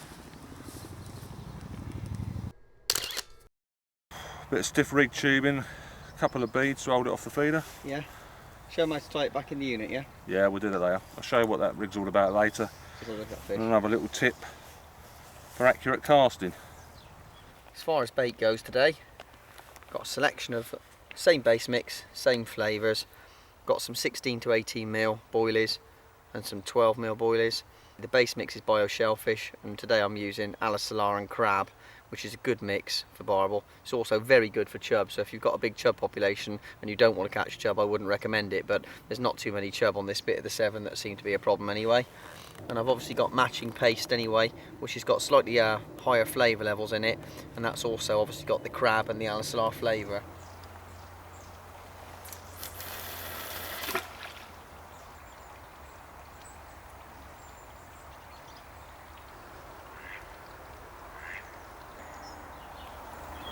Good fish, like.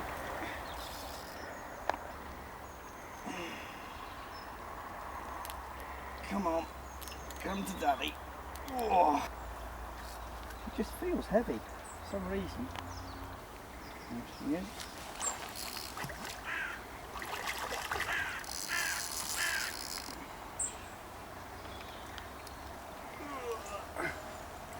Come to daddy.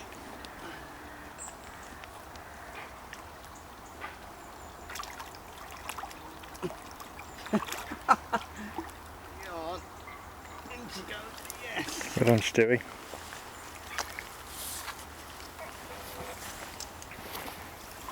Oh yeah. She's quite fat, I think she's a reasonable size. Big belly on it. Let's go and get her up and see if we can weigh her. She fought, fair play to her. Nice clean fish, isn't it? Yeah. Whew. Tell you what, that was a decent fight. Really good nick. Time to come off. Good God, it's not as big as I thought. What's that? It's reading 11.4 and it was zeroed on a pound, so. Is that really only 10.4? Half an hour into the session and a Thames double. Ready, go again, ready? Go. There we are, half an hour into the session and we've got a Severn double, 10.4, absolutely fought like crazy. The first one of the day, see if we can catch some more.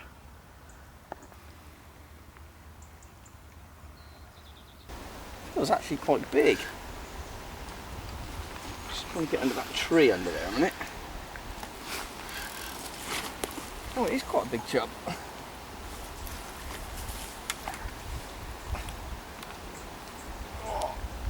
Belly on that. Isn't a bad chub, you know. Hang on a sec, look at that. That is a big chub. Let's go and weigh it.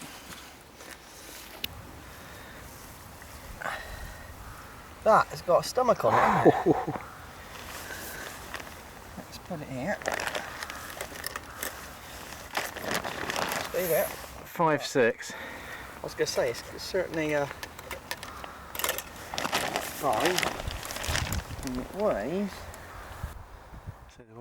6.4 because it's 7.4 on the scales and I've zeroed them at a pound, so it's 6.4. So 10.4 barbel this morning. Next fish on the bank, 6.4 chub. Day of the fours. Told you it's a good chub bait, didn't I?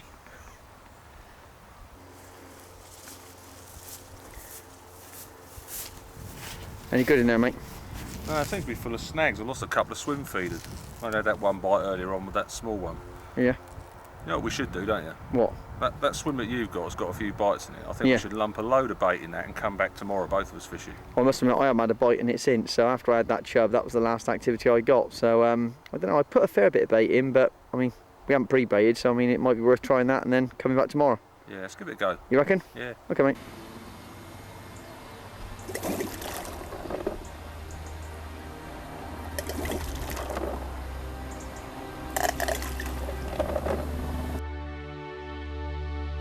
Well, not for the one to try, and we wanted to bring you some underwater footage from the lower Severn, but I hope you appreciate the visibility levels there are so low, you get gloomy dark images like you're looking at on the screen now. You can just about make out barbel and chub, so if you want to have any idea of what the real River Severn looks like, you have to go a little bit further upstream. Still find it's very silty, leafy on the bottom, clear channel down the middle, but even that's not clear by the standards of the other rivers like the Bristol Avon or the Thames.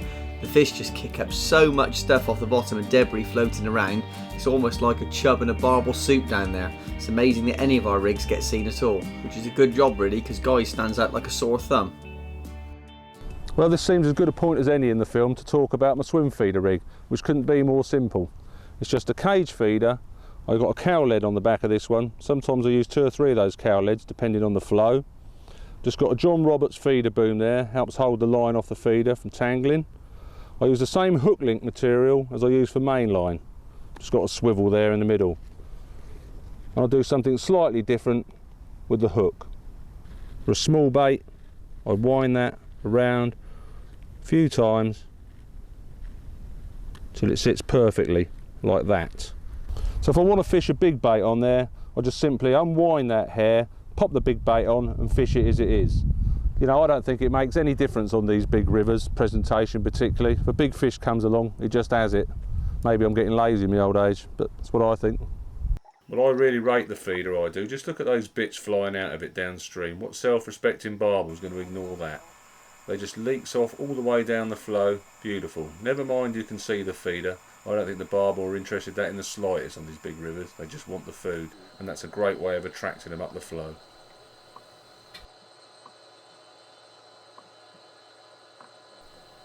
Crude but effective. Now let's look at old Riggy's rig. Above the lead it couldn't be simpler. 12 to 14 inches of straightforward anti-tangle tubing. I much prefer that than lead core and think it's more fish friendly. The lead itself is on one of these tail rubber type safety clips, and I cut the lug in half to make the lead release even easier should the fish get snagged. It takes very little pressure for that lead to come off if the main line should break way up towards the rod somewhere. It's just peace of mind. I attach my hook lengths with a simple figure of 8 loop, and I use these quick change swivels just so it means that I can just go from one to the other very quickly. One of the nice little tail rubbers there just neatens it up. For hook length material, I like these combi length materials where you can strip back the end coating. Here, this one's Fox Cortex, but I know that Gardner and Kristen all make really good products, and I think they're much of a muchness. You'll see here I've got a lead shot, and it's attached to the last kind of 3 inches of the strip back end of the material. I really like the hook up ratio of when you've got some weight on the hook length, so when the barbel picks the bait up, the hook is naturally pointing downwards. I think that leads to a very good hook hold in the fish's bottom lip. Let's have a look at my rig underwater. As I mentioned before, I use Corda brown tubing because I think it blends in with the riverbed really well. As do their leads, I must admit. The coloration straight out the packet is spot on. Most of the manufacturers who make the combi-link braids, they're fine on the first bit, especially if they're brown. As soon as you get to the stripped off section though, a lot of them are white or bright in colour. I definitely suggest actually colouring this end section with a brown marker pen to make it blend in with the riverbed if you're going to use these type of materials. Some bits stand out like a sore thumb, other bits are quite well camouflaged. I'll leave you decide what's best. Anyway, let's get back onto the river for day 2. Well, I must admit, I don't think we expected to catch more than the couple yesterday anyway, but arriving here today, I'm feeling a little bit more optimistic. The reason being is there's 2 kilos of 14mm baits out in the middle of the river that we threw in yesterday. Now I know a lot of people are going to go mad thinking 2 kilos of boilies in one swim. Well, I think it's a darn sight better than half a sack of pellets. And the good thing about boilies is they love them. Don't get me wrong, pellets are a great instant bait and can draw fish up from miles downriver if you know where they are. But if you want a pre-bait, boilies take some beating because they just don't break down. And they love them a lot more than pellets, and they last on the bottom all night. So if they find them in the morning, we'll be here to catch them. I'm pretty confident when we cast out today, we won't be waiting anywhere near as long for a bite. Let's see how we get on.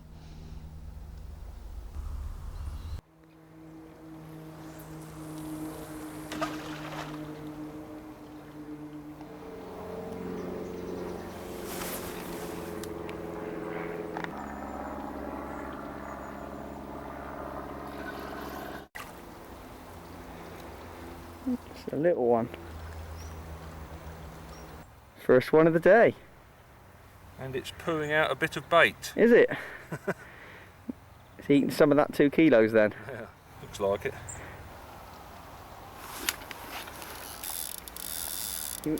You would again? Yeah, small fish.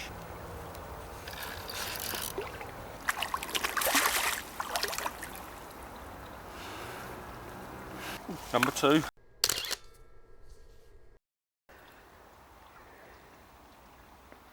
proof's in the pudding. See, they are feeding much better today on that bait. There she goes. Yes.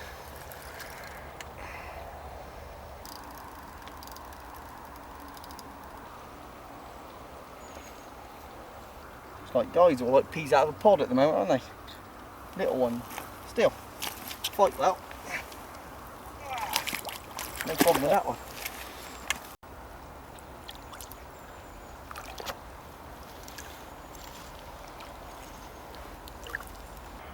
There it is.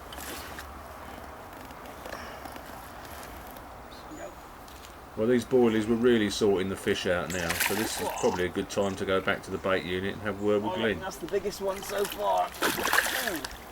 Well, welcome back to the bait unit, where Glyn's going to take us through boiling and finishing the baits. Well, surely boiling a boilie is boiling a boilie. It is, but it depends how you want that boilie to come out. If you want it to be nice and soft, basically it's in and out as quick as you can. Sometimes people want harder baits, so they go in, you wait till the boilie breaks the surface and then comes out. If you want a really hard bait, i.e. 18 mils that you're trying to put at range, or you've got serious crayfish and bream problems, I'd put the bait in, I'd wait till it pop out, and then give it perhaps another minute or so. That way you'll get a really hard boilie. But doesn't that affect the actual quality of the ingredients if you boil it for too long? Obviously it will, so these things need to be taken into consideration. Like I say, cooking is a good analogy. Yeah. Yeah, I suppose it's like an omelette turns to rubber if you have it too long, doesn't it? That's it, but you know, bait sometimes has to be made to do a specific job. Take these ones for example. Perfect for you barbel boys. Nice firm skin and like sponge cake in the middle. On the other hand, mate, Blimey, they're nice. Are they my Thames baits? they are.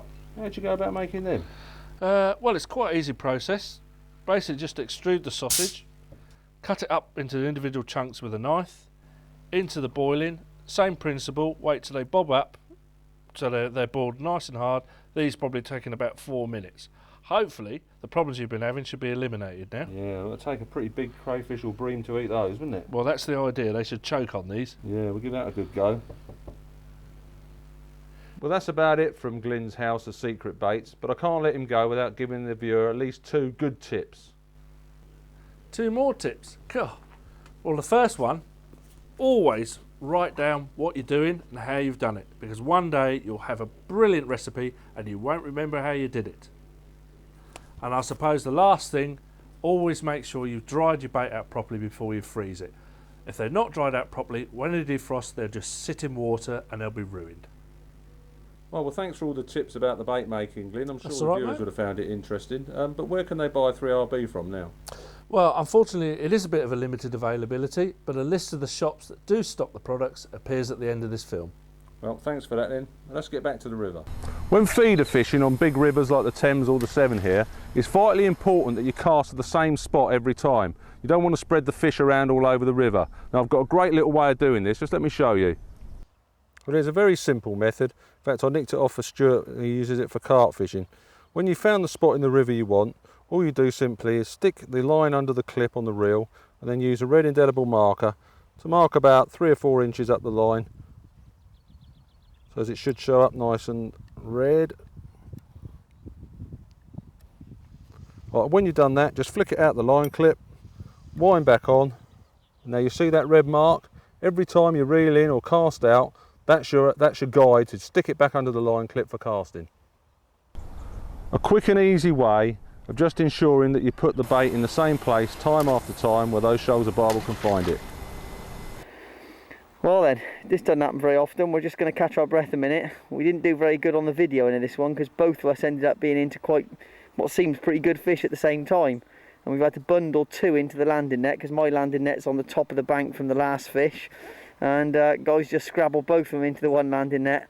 We'll basically unhook them and come back to it in a few minutes when we got ourselves sorted. Guys just killed the 2 fish that we had in the landing net. crushed them with 13 stone of weight. I trusted Guy to unhook these and he said faithfully that the smaller one of the 2 was mine. I reckon they're both doubles anyway. And there we are. Yeah, mine's big. Mine's bigger. Mine's definitely a bit big. Anyway, now there we are. There's the two fish we've had. Guys is the much bigger of the two. What does it weigh? 12.2. 12.2. And this one is exactly £2 smaller, unfortunately, at 10.2. They're on that bait, and obviously we've not moved out of that one swim. That was simply as it. As soon as we got in the swim, we put a couple of kilos in yesterday, as you know, and it brought the whole shoal in, and this is what can happen. Well, we better get them back. Yeah, anyway, get them back. Right. 2 doubles. Unfortunately, only one of them mine. Yeah, the small one. No, I reckon it's the big one. I reckon this one's mine. Doesn't look embarrassed enough to be yours. No. Anyway, I've just counted up. This is number 7 and 8. We've been fishing, what, 3 hours now anyway? Yep. And we've had 8 fish in 3 hours. And we've still got time to go. So that one wants to go. She's gone. This one here wanted to go. Oh, yeah, there we are. Well, if we don't get another one today, mate, I won't be disappointed with that. 2 doubles. Not bad going.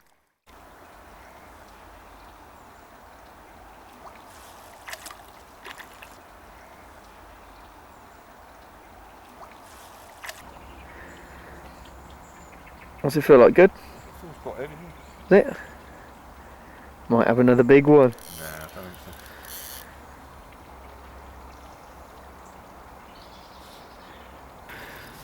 Well, if this isn't lit, then I'm a bloody grasshopper. Yeah. Oh, it does look a good one, yeah.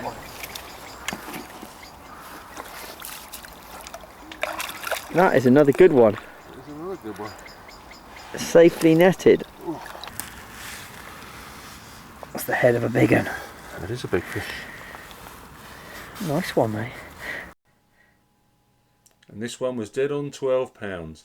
Even though Stuart did try to knock an ounce off, we weighed it again and it was £12. It looks like the last fish is just on last knockings, and we thought I'd put a great big bait out there thinking I was going to get a huge barbel, and second time in 2 days I caught another £6 chub. Never had a 6-pounder from the 7, and now I got 2 in 2 days. Nice one. Well, once in a while everyone seems to have a crackerjack period they go through where you can do no wrong, and mine was last winter on the actual 7, just below Worcester. This was a situation where one component, in this case the rig, I am sure was contributing to the development of those fish being caught. I will show you this rig in detail in a minute, but the rest of the gear was quite straightforward. I was merely moulding the mush pellet, which was soaked in fish protein concentrate, around the lead and fishing the rig on a short braided length. First fish of the day wasn't a massive one, of course, but a series of fish followed, and it seemed to be every session that I went up there, which was 9 sessions in total, I was averaging 14 or 15 fish a night. I did manage to get quite a few nice ones there as well, with a few 12s coming to the net, and I was even lucky enough to have a brace of 13s on the same night. In the 9 sessions in total, I caught 89 barbel and 17 of them were doubles, and nearly all of them were hooked exactly the same as this example, nailed right in the bottom lip. Let me show you an underwater version of why I think that rig works. We are of course talking about pop-ups, although the pop-up isn't mounted in the normal way. The way I tie it, I actually glue a shaven pop-up to the back of a long shanked hook, in this case a Kamasan B175 hook. The idea is that the hook goes into the barbel's mouth before the bait. It should sit like this in the water, and that way this is the only rig I know where the actual hook goes in first and the bait goes in afterwards. I've used braid on this one so it shows up well on the camera, but this is a fish's eye view as they approach the bait. The pop-up sits, in my opinion, just at the right height. I'm using my finger to demonstrate a barbel picking up that bait because I'm convinced that's how they're feeding. I'll just show you that again in slow motion. In, bottom lip goes under. When they try and back off with the bait, it's nailed. Well, that's the rig that actually caught all those fish anyway, so I couldn't wait to take it onto the Bristol Avon and see if it was just a fluke. Come out for a session to see how that rig and bait went on. It's gone really well. I should have filmed things properly from the start because very quickly I had first fish I had was a 10.5. That was followed shortly after, about 10 minutes later, with a 10.8, and I was beginning to think it was one of those days where I should have got the camera sorted, but it was raining quite heavily at the time, so I couldn't be bothered, to be honest with you, to film the first 2. Anyway, it was followed up by a really cracking mirror carp of 15.8, and I began to think then, regretfully, I should have been filming this properly from the word go. Dropped into the second swim, and I've caught a fish just over 13 pounds. It's hovering between 13.1 and 13.2. And I hate fish that just go 13.1, so I'm happy with 13 anyway. So I've I've just come back to see if I can basically get a couple of good photos of it and capture it on film. So apologies if the lighting's rubbish, but in true sort of Stuart Morgan and Guy Robb fashion, it's always kind of an afterthought. But here we go, we'll see how we get on anyway. It's always good if you've got the camera equipment set up like this anyway, and whilst the video is an extra burden, as long as you do it while the fish is in the net, no problem whatsoever. This one's playing ball for the camera.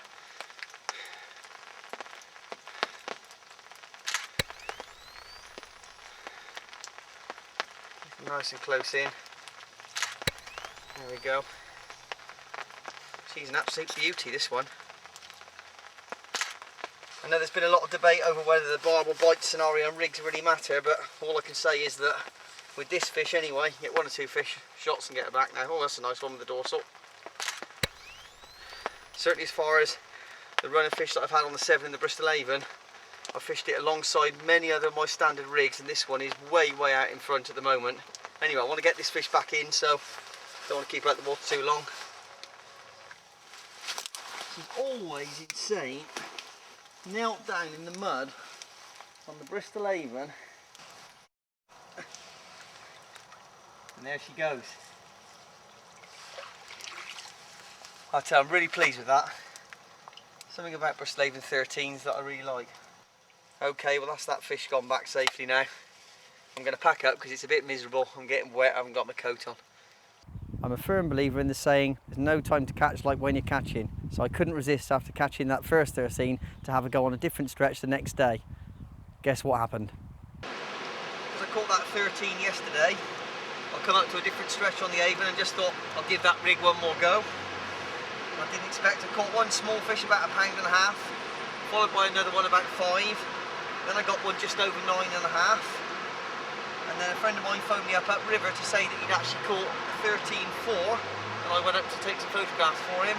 I dropped back into the stretch, and I say that Bristol Avon 13-pounders must be like buses. 2 13s in 2 days.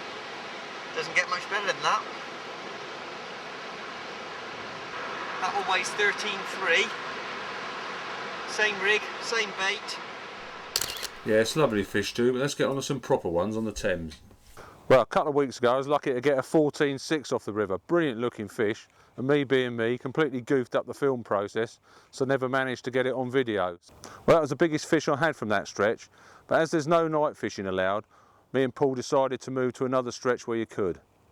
What we did find though on this trip was that in order to get round the bream and the small fish, we had to really bait heavily with loads and loads of hemp and these very big trout pellets. They're like 22 millers. We were putting in handfuls and handfuls of them, and even then the bream were, you know, getting over these and giving us bites all the time, and we really needed to keep a bait in the water for a long time because these fish, you know, are a bit thin on the ground, the barbel. We need a bit of time in the water. So my mate Glenn's rolled me up some of these boilies into these big chop up sizes, and that's just about big enough that a bream can't get it in its mouth and a barbel can. So that's what we've been putting in, these really big chop ups and these trout pellets. Well, this final sequence is my favourite barbel capture to date. Truly amazing night for me. Apologies in advance if the footage is all over the place, but it was a bit crazy on the evening. Hello Stu. You free, mate? You're not going to believe it. I've got to caught the Thames record. yeah, I know. Brilliant. True to form, I've got no light, I can't film it. You couldn't get down here, could you? How long's he going to be, Guy? I don't know, it'll be a while. I thought you might as well carry on fishing and I'll stay with the fish. Go on, Stu. I've got an idea, but it's going to mean the only thing I can think of at the moment is obviously I can get the car quite close there, and I was thinking the best thing to do is probably film it using the car headlights. What do you think? I don't know, I reckon it's got a bit of a chance. They're pretty bright. Okay. Well, Guy. What you got there, mate? Amazing. Amazing. Well, when I first came up on the Thames, I thought there'd be some big fish in it, but I didn't think they'd be quite as big as that. How big is it, mate? That is 18.2 of Thames Magic. I do believe that's a record for the Thames, isn't it? Yeah, that's now the new Thames record. It's on a really cold, frosty night. And as they always say, the big ones always put an appearance on the cold ones. Brilliant condition, mate. You see how cold it is, the smoke coming off the fish. Yeah, cheers. I mean, look at that condition. That's brilliant, Beautiful, mate. isn't it? Yeah. Arguably caught, I wouldn't have thought. Well, smile then, you ugly bugger. What, the fish or me? No, you. As spectacular as that barbel was, my friend Paul Cooper was to catch another beautiful fish. What an awesome brace from the River Thames. You were a pair of jammy so-and-sos. That's all I can say. As usual, these secretive little sods didn't say anything at all about where they're fishing. They kept it all to themselves. And I'm here on the end of the camera again. So we got an 18, how big, guy? 18.2 18.2 and 15.15. 15.15 to Mr. Cooper. What you got to say for yourself then, Paul? Not a lot. I'll tell you what, let's see if we can get them back. They've been out the water long enough now. Yeah, put them away. Well, that's them gone back to the bottom of the Thames. You're going to show us what you caught it on then? Take a look at that. I could have got 4 of those in its mouth. It was massive. Let's get the torch on it, mate. 2 of Glenn's 30 millers, one with a bit of paste round. That's a big old bait. Yeah, it's the only thing that stopped the bream. Well, that's got to be your quota for your winter for both of you put together. Yeah, I'm giving up now. Yeah, follow that. What are you going to do now then, boys? It's like YouTube while I'm going for a beer. Well, that's just about the end of the DVD. We hope you've enjoyed it. We've had a good laugh making it, and it's taken a long time, but we have had good fun. Yeah, it's been a laugh along the way. I must admit, we ought to take this opportunity to thank the people that have sponsored us on this DVD, and also, you know, the people that have contributed in other ways that we can't thank them enough. So we might see you again in the future sometime, but in the meantime, enjoy your barbel fishing. Cheers.